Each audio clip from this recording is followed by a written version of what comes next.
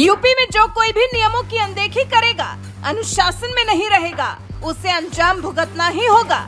योगी के प्रदेश में मनमानी की नहीं है कोई गुंजाइश। फिर आप चाहे सरकारी अधिकारी हो या फिर काले कोट वाले सरकारी वकील, योगी की नजर में चढ़ जाने वालों की ठीक से खबर लेते हैं योगी।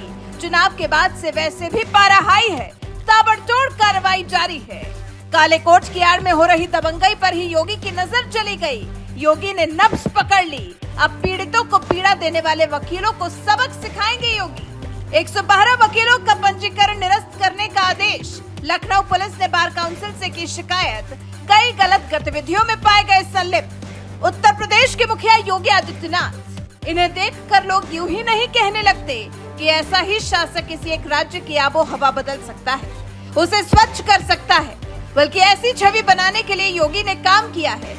योगी ने प्रदेश में मेहनत की है और अब तो समाजवादी पार्टी में इमरान मसूद जैसे नेता भी योगी के काम की तारीफ करने लगे हैं। किस लिए?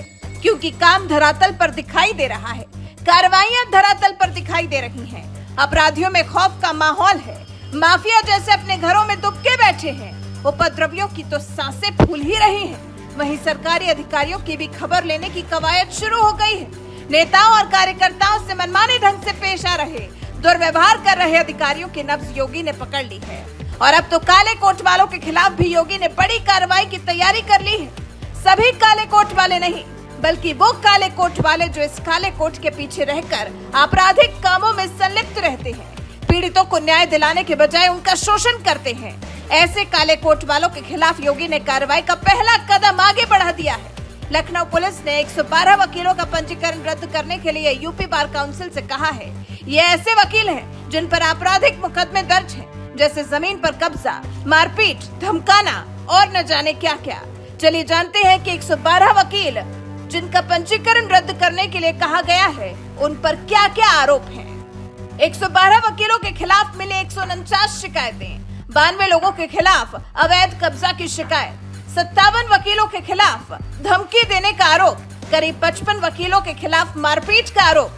FIR भी दर्ज। इनमें कई ऐसे भी मामले सामने आए हैं जिनमें आरोपी और पीड़ित दोनों ही वकील हैं। हालांकि आपराधिक प्रवृत्ति के वकीलों के खिलाफ अन्य वकील भी कार्रवाई चाहते हैं। कईयों का कहना ये भी है कि किस आधार पर 112 वकीलों के खिलाफ कार्रवाई बैठाई गई है, इसकी भी जानकारी देनी चाहिए। वहीं सीएम योगी की ये कार्रवाई सिर्फ भ्रष्ट सरकारी वकीलों तक ही सीमित नहीं है, बल्कि भ्रष्ट सरकारी बाबुओं की भी नकेल कसे जाने की पूरी तैयारी कर ली गई है। सरकारी अफसरों के भ्रष्टाचार पर पूरी तरह से रोक लगाने के लिए काम कर रहे हैं उत्तर प्रदेश के मुखिया योगी आदित्यनाथ। योगी ने रिटायर्ड और वर्तमान 15 इंजीनियर्स पर मुकदमा दर्ज कराया। विजिलेंस ने सिंचाई विभाग और जल निगम के 14 पूर्व और 1 वर्तमान इंजीनियर पर केस दर्ज किया है। आवंटित धनराशि से अधिक का अनुबंध करने पर सिंचाई विभाग के 12 रिटायर्ड इंजीनियर पर केस है। जल निगम के 3 इंजीनियर्स पर आय से अधिक का मामला दर्ज है।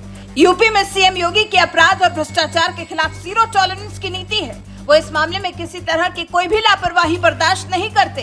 हर वक्त प्रदेश को अनुशासित करने के काम में सीएम योगी लगे रहते हैं। नहीं तो आसान नहीं है एक अकेले इंसान के लिए इतने बड़े राज्य को इतनी सुगमता से चला पाना, 80 लोकसभा सीटों वाले प्रदेश को संपन्न बना पाना। खैर, योगी अपनी तरफ से कोशिश पूरी कर रहे हैं और वो कोशिश दिखाई भी दे रही है। तभी तो योगी की चर्चा सिर्फ देश तक ही सीमित नहीं है, बल्कि विदेश में भी उनके काम की तारीफ की जाती है। प्रदेश के हित में एक के बाद एक लिए जा रहे कड़े फैसलों के लिए योगी विख्यात हैं। आपको बता दें, सरकारी बाबुओं और वकीलों पर कार्रवाई का हंटर चलाने से पहले योगी 3 अध्यादेश भी लेकर आए थे, जिनके बल पर योगी ने भ्रष्टाचारियों और अपराधियों के मन में खौफ व्याप्त कर दिया था। योगी ने ऐसा माहौल बना दिया था कि अपराधी अपराध करने से पहले 100 बार सोचें।